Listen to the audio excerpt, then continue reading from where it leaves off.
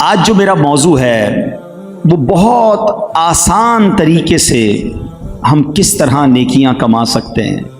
سب سے پہلے تو نیکیاں کمانے کا ذہن بناؤ۔ سیدنا جنید بغدادی ہی کے وہ دور کا ایک واقعہ ہے۔ آپ کے پاس ایک چڑیا تھی، کسی نے تحفے میں دی تھی، آپ نے جو ہے وہ اس کو، پرندہ تھا وہ، تھوڑے عرصے بعد آپ نے اس پرندے کو رہا کر دیا، آزاد کر دیا۔ تو کسی نے کہا وہ پرندہ کہاں گیا؟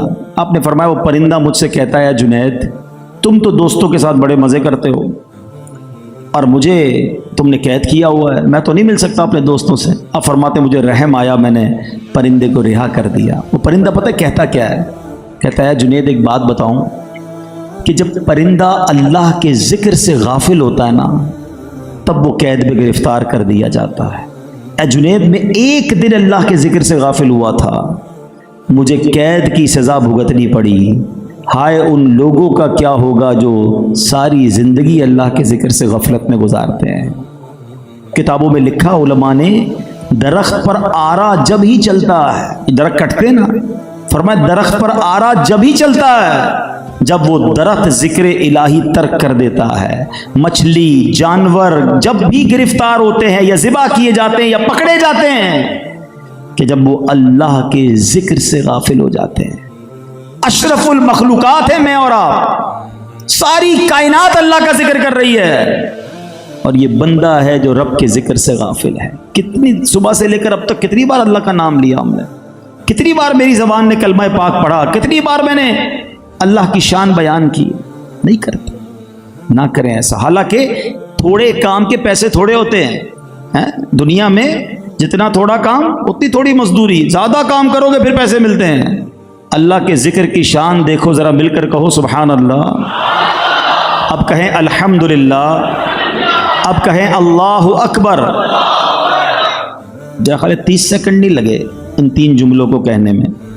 بڑے بڑے ہو سکتا ہے یہاں تاجر بیٹھے ہوں، کبھی حساب لگائیے گا کہ 30 سیکنڈ میں کتنے پیسے کما لیتے ہو آپ۔ کیا کمائیں گے حضرت 30 سیکنڈ میں؟ تو باتوں باتوں میں پورے ہو جاتے ہیں۔ دنیا میں 30 سیکنڈ میں کچھ نہیں ملتا، مگر آپ کو پتہ ہے آپ نے کیا کما لیا ہے؟ میرے نبی کے سچے وعدے ہیں صلی اللہ تعالیٰ علیہ وسلم، جو ایک بار سبحان اللہ کہتا ہے اس کے لیے جنت میں درخت لگا دیا جاتا ہے، جو ایک بار الحمدللہ کہے جنت میں درخت لگ جاتا ہے، ایک بار اللہ اکبر کہے جنت میں درخت لگ جاتا ہے۔ اتنا آسان ہے نیکیاں کمانا۔ اور بڑی عشق والی بات، علماء کہتے ہیں جس کے جنت میں درخت لگے ہوں گے اس کو جنت میں جانے بھی تو دیا جائے گا نا، تو لگا لو نا جنت میں باغات۔ اچھا اب چوٹ کرنے کے لیے کہتا ہوں، اعلان کر دیں ابھی کہ آج رات میں جو جتنی بار سبحان اللہ کہے گا اتنے 1000 روپے ملیں گے۔ مسجد تو کوئی جائے گا ہی نہیں گھر پہ، تسبیح لائیں حضرت، پھر تو آج رات ہی لاکھوں پتی ہو جاؤں گا۔ 1 لاکھ بار تو پڑھ ہی لیں گے۔ یعنی دنیا کا انعام ملے تو ہم سب کرنے کے لیے تیار ہیں۔ آقا علیہ الصلوۃ والسلام کے سچے وعدے ہیں، میرے آقا نے جو فرمایا حق ہے۔ ایک سبحان اللہ پر جنت کا درخت ہے۔ ہم میں سے کوئی ہے جو جنت کا درخت خرید سکتا ہے؟ Anybody have power to buy a tree in heaven؟ ہم سارے اپنے پیسے ملا لیں نا، پھر بھی مل کے جنت میں درخت نہیں خرید سکتے۔ مگر کتنا آسان ہے جنت میں درخت لگانا۔ تو خدا را سمجھو ان باتوں کو، نیکیاں کمانے کی پہلے حرص پیدا کریں، اپنے اندر یہ شوق پیدا کریں کہ جدھر ٹائم ملا ادھر میں نیکی کما لوں، تھوڑا اور ثواب کما لوں، تھوڑی اور برکتیں لوٹ لوں۔ آج ہمارے ساتھ کیا ہوتا ہے، کہیں گئے کسی صاحب سے ملنے، انہوں نے کہا صاحب بیزی ہیں، ذرا 5-7 منٹ انتظار کریں۔ اب کوئی بات نہیں، موبائل نکالا، شروع، وہ 7 کی جگہ 17 منٹ میں آئے گا تو بھی پتہ نہیں چلے گا، کیونکہ پتہ نہیں کیا کیا۔ اچھا وہ 17 منٹ کیا کیا؟ کچھ نہیں کیا، بس دیکھتا رہا۔ حالانکہ اگر ذہن ہوتا نا کہ یار موبائل میں قرآن پاک ہونا چاہیے، اگر 7 منٹ کا وقفہ ملا ہے تو 7, 8, 10 منٹ میں تو سورہ یاسین تلاوت ہو جائے گی۔ چلو میں یاسین شریف پڑھ لیتا ہوں، ویٹنگ ٹائم جو ہے یہ قرآن ٹائم بن جائے گا، 10 قرآن پاک پڑھنے کا ثواب مل جائے گا۔ ارے جیب میں تسبیح ہے، 100 بار درود پاک پڑھ لیتا ہوں، 100 بار کلمہ پاک پڑھ لیتا ہوں۔ ہم یہ چھوٹے چھوٹے جو چنک آف ٹائمز ہیں جو ضائع کر رہے ہیں، اگر ان اوقات کو بھی ذکر اللہ میں درود ٹائم بنا دیں، تلاوت ٹائم بنا دیں، تو پورے دن میں ہم کتنی ساری نیکیاں کما سکتے ہیں۔ لیکن یہ ذہن ہوگا تو ہوگا نا۔ آخرت کی تیاری کا ذہن ہوگا تو اب یہ سب کچھ کریں گے نا. حالانکہ ذکر اللہ کی فضیلتیں کتنی ہیں. سنو اللہ کریم قرآن مجید میں کیا ارشاد فرماتا ہے, کیسی کیسی ہمیں گویا رہنمائی قرآن عطا فرما رہا ہے. اللہ کریم فرماتا ہے فَاذْكُرُونِي أَذْكُرْكُمْ, تو میری یاد کرو میں تمہارا چرچا کروں گا. اے ذکر کرنے والو, رب تمہارے ذکر کو بلند فرما دے گا. اللہ کریم نے کیسے کیسے انعام تیار کر رکھے ہیں. اللہ قرآن میں فرماتا ہے وَالذَّاكِرِينَ اللَّهَ كَثِيرًا وَالذَّاكِرَاتِ أَعَدَّ اللَّهُ لَهُمْ مَغْفِرَةً وَأَجْرًا عَظِيمًا. ترجمہ کنز الایمان, اور اللہ کو بہت یاد کرنے والے اور یاد کرنے والیاں, ان سب کے لیے اللہ نے بخشش اور بڑا ثواب تیار کر رکھا ہے.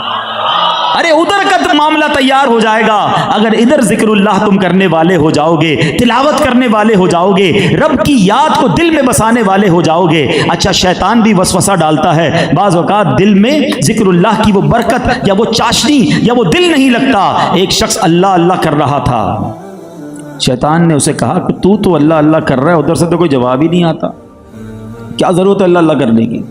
اس کا دل ٹوٹ گیا, کہتا ہے واقعی میں تو روز اللہ کو یاد کرتا ہوں, ادھر سے کوئی جواب ہی نہیں آتا. تو سویا رات کو, خواب میں حضرت خضر علیہ السلام کی زیارت ہوئی. فرمایا اللہ تعالیٰ نے مجھے حکم دیا ہے کہ تجھ تک یہ پیغام پہنچاؤں کہ میرے بندے, جو تیرے دل میں اللہ کے ذکر کرنے کا شوق پیدا ہوا یہی تو ہمارا جواب ہے. تیری ہر بار یا اللہ میں ہماری 100 لبیک پوشیدہ ہیں. تو یہ جو ذکر کرنے کا موقع, دعا کرنے کا موقع, تلاوت کرنے کا جو موقع ملا ہے نا, کس نے دیا ہے؟ ولا حول ولا قوت الا باللہ العلی العظیم. ارے اللہ کی توفیق کے بغیر کوئی کچھ نہیں کر سکتا. اگر مجھے اللہ نے دعا کی توفیق دی ہے تو قبول بھی وہی فرمائے گا, ذکر کا موقع دیا ہے تو کرم بھی وہی فرمائے گا. بس میرا اور آپ کا یہ ذہن بننا چاہیے کہ میں نے اپنے اوقات کار کو ضائع نہیں کرنا, اللہ کی یاد میں زندگی گزارنی ہے. احادیث میں یہ مضمون ملتا ہے کہ جب بندہ اللہ کا ذکر کرتا ہے, اللہ تبارک و تعالیٰ فرماتا ہے, حدیث قدسی ہے جس کا مضمون ہے, اے میرے بندے تو جب اکیلے میں میرا ذکر کرتا ہے میں بھی اکیلے میں تجھے یاد کرتا ہوں. جب تو مجمع میں میرا ذکر کرتا ہے میں اس سے بہتر مجمع میں تیرا ذکر کرتا ہوں. اگر تو میری طرف ایک بالشت بڑھ کر آتا ہے, میری رحمت ایک ہاتھ بڑھ کر آتی ہے. تو چل کر میری طرف آتا ہے, میری رحمت دوڑ کر تیری طرف آتی ہے. اللہ چاہتا ہے میری اور آپ کی بخشش, اس کی مشیت یہ ہے. بڑی پیاری فارسی میں ایک مقولہ ہے نا, رحمت حق بہا نمی جویت. اللہ کی رحمت قیمت طلب نہیں کرتی, رحمت حق بہانہ بھی جویت. اللہ کی رحمت بہانے تلاش کرتی ہے. وہ تو رحمت برسنا چاہتی ہے مگر ہم ہیں کہ اس کی طرف قدم نہیں بڑھاتے. بہرحال میرے بیچے اسلامی بھائیو, پلیز پہلے ذہن بنا لو کہ جتنا دنیا میں رہنا ہے نا اتنا دنیا کی تیاری کرنی ہے, جتنا آخرت میں رہنا ہے اتنا آخرت کی تیاری کرنی ہے. اچھا آخرت میں کب جانا ہے کسی کو نہیں پتا ہے؟ کسی کو پتا ہے؟ کوئی ہے ایسا جو بتائے کہ جناب کم از کم 1 مہینہ تو میں نہیں مروں گا؟ کوئی بھی نہیں. اچھا یہ بتائے گا کہ 1 ہفتے تک زندہ رہنے کی گارنٹی ہے؟ کوئی نہیں ہے. اچھا کل تک زندہ رہنے کی گارنٹی کسی کے پاس؟ اچھا وہ بھی نہیں ہے آپ کے پاس. کوئی ایسا ہے جس کے پاس یہ گارنٹی مسجد سے زندہ باہر جاؤں گا؟ یار آپ تو ہوشیار ہیں, سب پتہ ہے آپ کو. آگاہ اپنی موت سے کوئی بشر نہیں, سامان 100 برس کا پل کی خبر نہیں. اچھا you know it very well, آپ سب نے جواب دیا کہ آپ کے پاس کوئی گارنٹی نہیں ہے. اچھا پھر وہ کتنا بے وقوف ہوگا کہ جس کو پتا ہے کہ میں صبح تک زندہ رہنے کی گارنٹی نہیں, پھر بھی موت کی تیاری نہ کرے, پھر بھی توبہ نہ کرے, پھر بھی نماز نہ پڑھے. یعنی آپ سوچیں, ایک طرف تو پکا ایمان ہے کہ کبھی بھی مر جاؤں گا, اور دوسری طرف قبر میں کیسے جانا ہے اس کی تیاری بھی نہیں کرنی ہے. اس سے بڑی بے وقوفی کیا ہوگی؟ تو چلیں آج ایک پکی نیت کر لیں کہ بس اب میں نے آج سے اپنی آخرت کی بھی تیاری کرنی ہے. آج کے بعد میری کوئی نماز قضا نہیں ہوگی. ایسا نہیں, ایسا زوردار نعرہ لگاؤ کہ شیطان بھی ادھر سے بھاگ جائے. آج کے بعد میری کوئی نماز قضا نہیں ہوگی. بہترین سے کرے نماز. تو اس کو اپنائیے. پھر ساتھ ساتھ ایک اور کام کریں کہ اپنی زبان کو ذکر و درود سے تر رکھیں. کیا خوبصورت شعر ہے امیر اہل سنت نے بارگاہ رسالت میں کتنی پیاری عرض کی ہے.